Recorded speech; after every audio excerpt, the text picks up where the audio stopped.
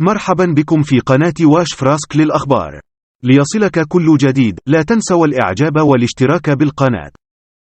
قررت اللجنة المركزية للتأديب التابعة للعصبة الوطنية لكرة القدم الاحترافية إصدار عقوبة تأديبية في حق لاعب نهضة بركان السنغالي بول فالير باسين على خلفية الأحداث التي شهدتها المباراة التي جمعت فريقه بالرجاء الرياضي ضمن منافسات الجولة 22 من البطولة الاحترافية إنواي القسم الأول.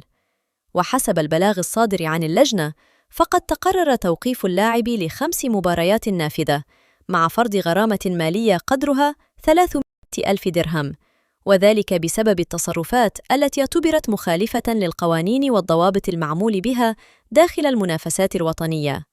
وتأتي هذه العقوبة بعد دراسة التقارير الرسمية الخاصة بالمباراة والاستماع إلى مختلف المعطيات المرتبطة بالواقعة.